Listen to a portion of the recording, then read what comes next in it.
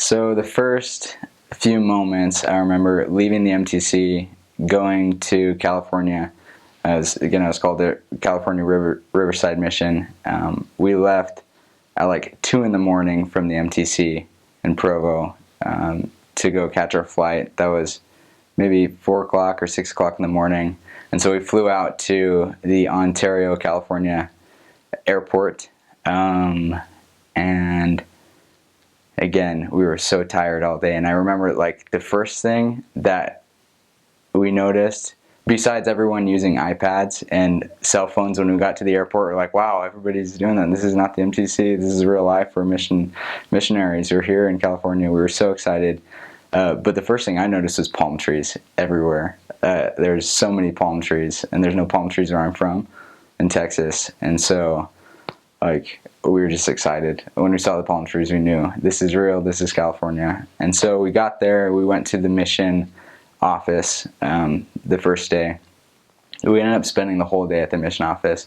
And different missions do it different ways. I know later on in my mission, they did it differently to where you didn't stay at the mission office, partly because the missions changed. And so when I got there, we unloaded all the luggage, and it was hot compared to Utah. It was in the summertime. Utah was nice and cool that morning, and then we got to California. It was super hot, and we were unloading all the luggage. And I remember me and some other missionaries that helped unload the luggage were all sweaty from doing that and taking them into the church. But then they're like, well, we're going to start the interviews with the president right away too. And so they called me up, and I was the first one. And I was like, I'm so sweaty. This is my first impression with my mission president. I was so nervous. And I remember I had like this handkerchief that I'd carried around, and I was like batting my head because trying to collect myself after being in the sun. And it was a really great experience to meet my mission president for the first time. And then we had driving tests, and so they got everything logistically figured out that mission at the mission office that day. And then by the end of the day, we were introduced to our trainers and assigned to our areas. And what I didn't know when I was called to this mission was that there was about to be a mission split.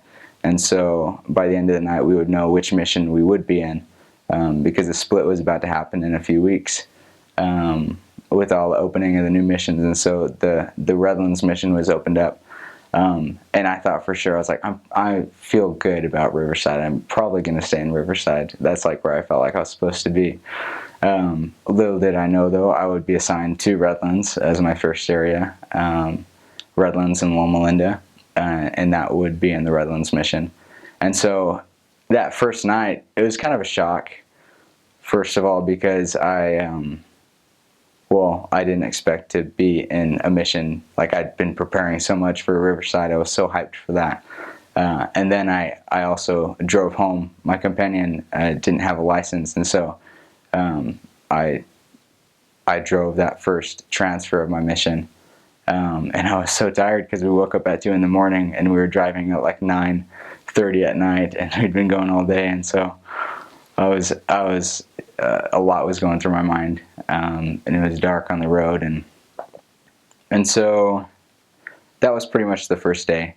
When we got back, we just kind of planned for the next day. We prayed, and I unpacked, planned for the next day, and that was that. But then the next day, that was our first day of full proselyting, and what happened that day. I remember studying that day. I was so lost. I didn't know what to study. I didn't know how to study as a missionary. Now I have an hour, and then companion study was happening. I didn't know how to do any of that stuff. I remember like it just had colored pencils, and I was just marking stuff in my scriptures, but I didn't know what I was doing. So I just reading the Book of Mormon. But we had like a lot of lessons prepared that day. I had a really great first companion, and he had everything scheduled out, and he had people planned to come with us. We had a young man come out with us for our lesson. And the first lesson, I couldn't have gotten a better first experience like into teaching. We met with some people who, one was a recent convert, and her mom was less active, and Then in that lesson, unexpectedly, they invited their neighbors who lived downstairs to come up and listen. And so we ended up teaching them too, and they ended up committing to be baptized that day for a certain day. So it was an awesome first lesson. You couldn't beat it.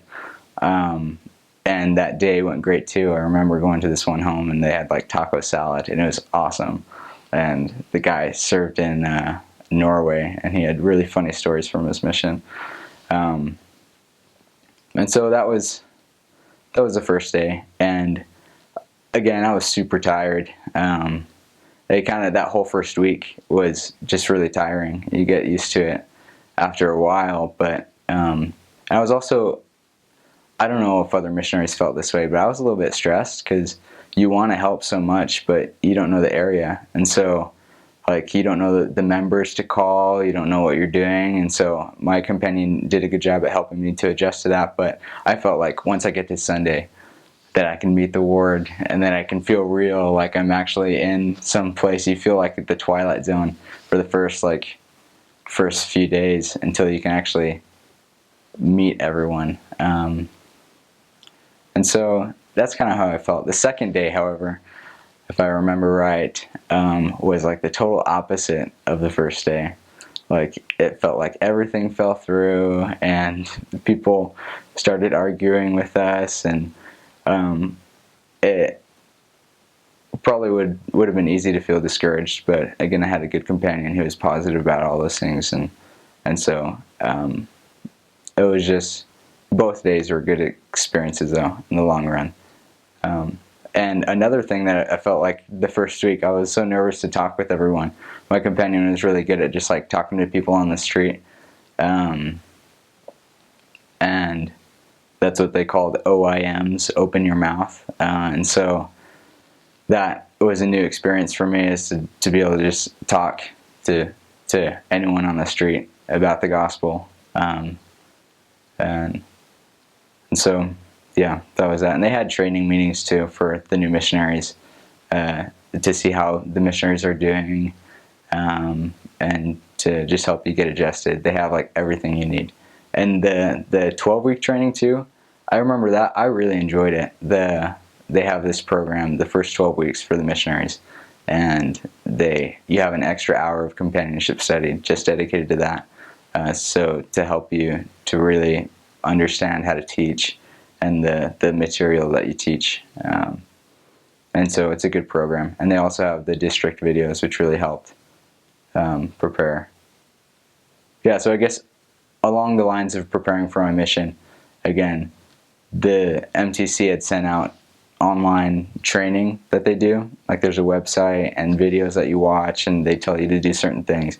That helped a lot in preparation for the MTC. And it gives you an idea of what it's like to be a missionary. And at least in the United States, I've heard other missionaries say that, oh, that's not how it's like in the district. So the first few weeks was a different adjustment, because we knew that it was going to be a new mission after about 2 or 3 weeks. We were about to get a new mission president, and I had just met my first mission president. And so again, I was really nervous to meet this mission president, and we had interviews with him, and he came out. And when I met my new mission president, President Van Cott, that's when I feel like I really felt good about the Redlands mission. I felt like that was where I was supposed to be, even though I thought in my mind Riverside was the real mission for me. I just felt a spiritual confirmation that I was supposed to be with President Van Cott and his family and learn from them. And so it was a little bit different. With a new mission, they had different standards and rules. One of them being, in the Redlands mission, we didn't tract at all. Not that we really did in the Riverside mission. I probably tracted once, but that was a new thing, and there was an emphasis on not as much street contacting, which we still did, but just more focus on working with members and how to do that well. And so that was something that was a big change, and all of that was just an adjustment.